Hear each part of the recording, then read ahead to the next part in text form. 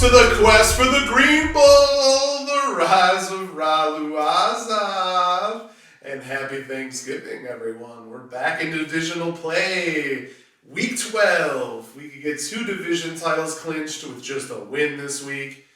Europa and EO look to be the first divisions to fall into place, with the number 1 overall seed also a win away for one strong team. I think you can guess who. But one division and all 3 wildcards are still very much in play, and Ganymede and the final 2 wildcards look to be candidates to go down to the final week. But that could all change with one swing of the results. Of course, we have now reached the 12th and final home base of our league teams, and it comes in the EO division, a division that boasts the best overall record of any other division. And in our next 7-4 Risky Business hosts 5-6 Green Acres in a massive contest with seeding and potential playoff hope on the line for at least one of these teams. And this important matchup takes place at the Sulfur Mines of Barbara.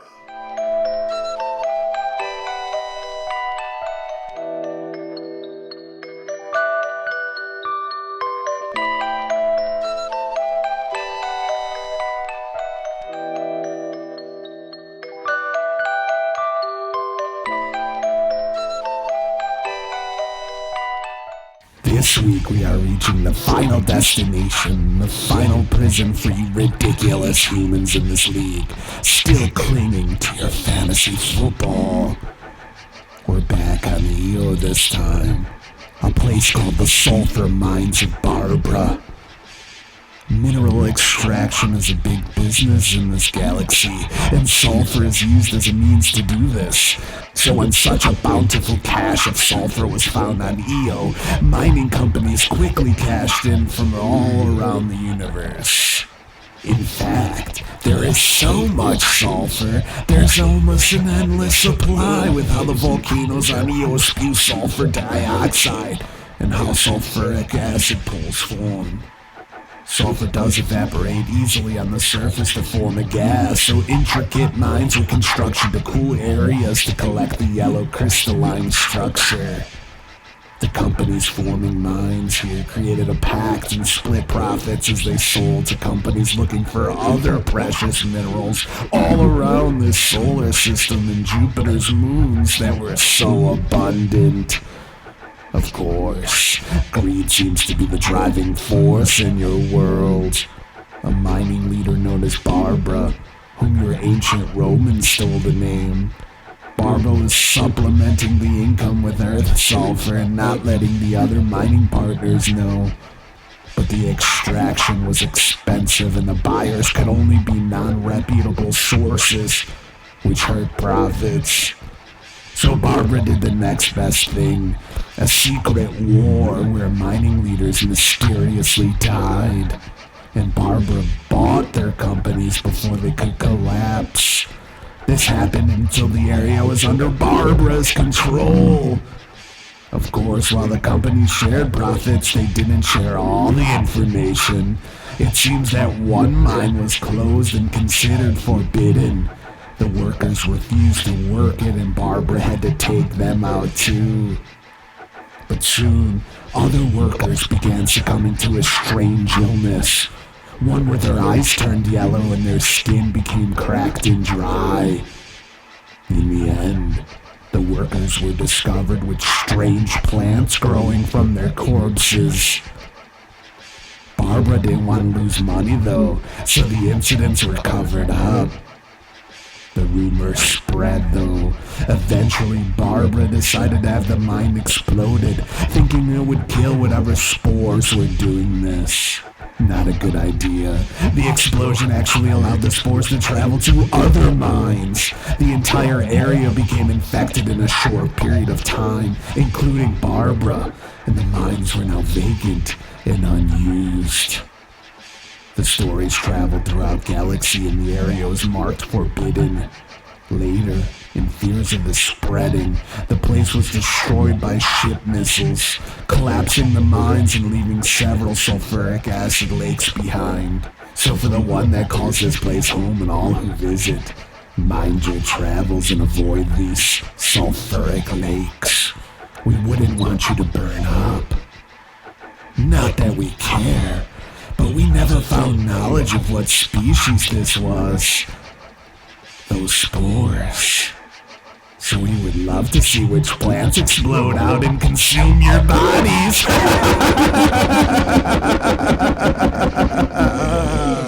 What a fun match this is going to be as both teams are in the hunt for one of the wild cards, with Risky Business getting a chance to actually clinch a playoff berth with a win here. Risky Business is also technically still alive in the Europa Division title race, but would need to win out and have the elite Mother Tuckers lose out and also somehow overtake the Mother Tuckers in points. Of course, Green Acres needs a win to stay legit in the playoff hunt. A loss here doesn't eliminate them, but a loss and wins by either AR's Ayahuasca plan, or remember, the Titans would put this squad in a rough spot. It's so fun that we get a game of the week of this magnitude in Week 12 too. But who has the edge according to the computers? That would be Green Acres, who currently enters with a 55.8% chance to win, though any moves by Risky Business could end up pushing this to a 50-50 toss-up with buys over with. Clearly, the battle at quarterback will be big, with Joe Burrow taking on Patrick Mahomes. Mahomes is the tougher matchup against the Rams, so an advantage by Green Acres here would go a long way. Travis Kelce versus Dalton Schultz will be another key area, with Kelce being a maniac this season, but who will have a tougher matchup than Schultz. That means this is another spot where momentum has the potential to shift. The same could be said for the battle at defense. The Patriots' defense is the tougher matchup, but has been solid all season with big scores. The Panthers' defense gets to feast in the dangerous sandwich man game. If Green Acres can limit the damage or gain an advantage at those three spots, it could be big. But I'm going to pull out two X factors in this matchup. For Green Acres, I'm looking at running back Leonard Fournette. Green Acres traded for Fournette to bolster his running back core, but Fournette has been up and down and a victim of an offense that has settled for field goals. Fournette did have a slight injury to his hip as well before his bye, but he is expected to play here. Fournette did have a touchdown before his injury in Germany, and he has 3 receiving and 3 rushing touchdowns this season. His rushing yards have lacked, though, with just 462 yards in 10 games, averaging 3.4 yards per carry. His 315 receiving yards definitely has helped Fournette from being a total bust, but he does get to go up against Cleveland's rushing defense this week. Of course, Cleveland has allowed the second most fantasy points to running backs, behind only Houston. Running backs have 1,200 rushing yards and 13 touchdowns on the ground against the Browns, and they have 357 receiving yards and 3 more scores through the air. If Fournette can exploit this defense and get it going in Week 12, that could end up being a key to victory in this big-time divisional battle. But if Fournette struggles and loses touches to rookie Rachaad White, who had 102 yards on 22 carries in Week 10, then it could be tough to overcome. On the other side, I'm looking at someone who wasn't currently in the lineup, but who is expected to be in the lineup following a bye for Risky Business. I'm talking about running back Kenneth Walker III. Walker went from barely being used in the first 4 weeks to being one of the best running backs in the league as a rookie, though he was stopped by a potent Tampa Bay defensive front in Week 10. Even with the Week 10 anomaly, Walker has 529 rushing yards, 89 receiving yards, and 7 touchdowns since Week 5. He also goes to get up against Las Vegas, which has allowed the 8th most points to running backs this season. Running backs had 962 yards and 7 scores on the ground, and 528 yards and 3 scores through the air against the Raiders. While Walker has only recently been used as a passing back at times, he has had over 20 carries 3 times since Week 5. He's expected to get those chances and opportunities again against a team that has allowed a lot of points at times. Risky Business may need a consistent, solid performance by Walker this week with other matchups and with the need to go up against Fournette and Najee Harris on the other side. If Walker does well, it could be the clincher, but of course Risky Business has to make the decision about whether to play him or not, and Walker could have a performance like Week 10 again. Moving on to the other Europa battle, the 10-1 elite Mother Tuckers can clinch the division and the number 1 overall seed with a win, hosting the 6-5 Siamese Dreamcast, the volcanic plateaus of Vulcan.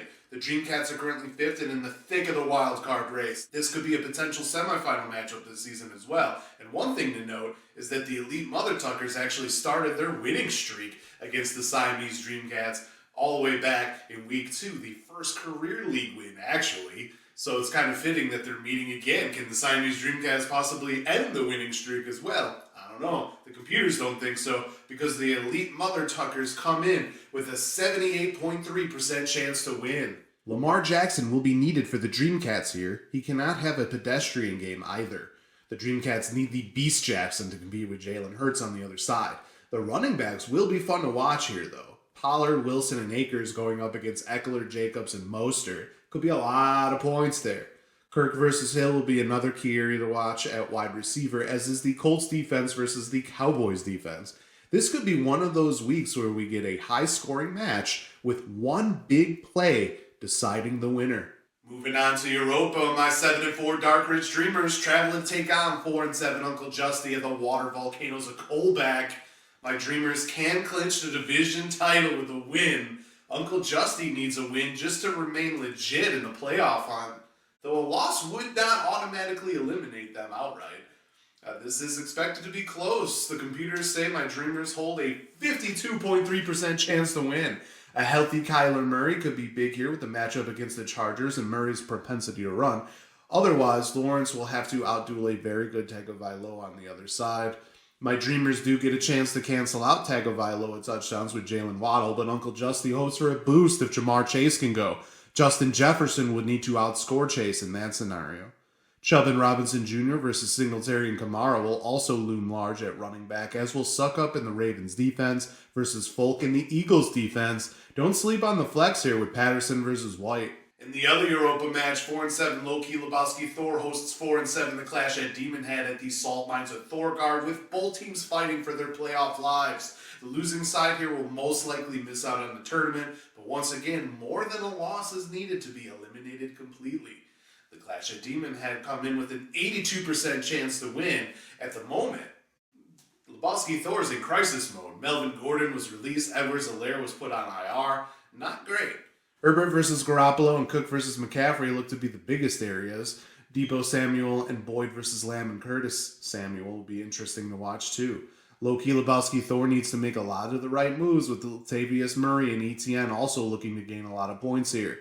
Moving on to Ganymede, 2-9, the Stellar Bitches are still looking for their first home win of the season, hosting 5-6 Remember the Titans at the Temple of SeaTac. Of course, Remember the Titans needs a win to keep up in a competitive playoff race for one of the last two wild cards. Remember the Titans enters with a 62.7% chance to win after expected moves are made. Geno Smith versus Prescott at quarterback is interesting, with Remember the Titans wary of Fields' injury and the matchup against the Jets. Remember the Titans is going with the Jets' defense to double down on that decision, while the Stellar Bitches are expected to not really have much of an advantage at defense with the Chargers. Barkley versus Derrick Henry is huge because that is one area where the Bitches usually gain momentum. Trade pickup Pittman Jr. looks to outduel flex tight end Freiermuth, and A.J. Brown has the advantage over McLaurin. T. Higgins versus Gabe Davis could be interesting as well, depending on who scores a touchdown. Lastly, we get a huge matchup in this division as 5-6 AR's Ayahuasca Plant hosts the 7-4 Multiple Scoregasms at the Peaks of Dracos. AR's Ayahuasca Plant needs a win to not only remain in the division race, but also needs a win to keep up in the wildcard race. The Multiple Scoregasms hope to put an end to the divisional race. A clinching scenario is possible with a win here and a loss by Remember the Titans. The Scoregasms are also in the hunt for the coveted first-round bye, and they come in with a 58.3% chance to win.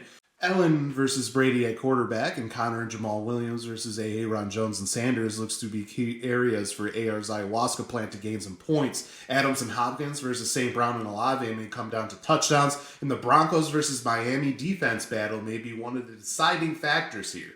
While two divisions are likely to be clinched soon, all will be watching the results in Ganymede, because if the Scoregasms don't clinch this week, it is most likely going down to week 14. And while the top wild card looks safe, the last two wild cards do not, and will be expected to go down to week 14 as well. Final seeding will most likely go down to the wire too. This week sets up the finish. Whichever contenders come on top will be looking good heading into the final 2 weeks. But don't be surprised if upsets and chaos happen. This is the quest for the Green Bowl. And that's the content for the show. Hope you enjoyed it. Join me Sunday when the Siamese Dreamcats join me to discuss their big win and a few other things. Until next time, salut. And check out the updated standings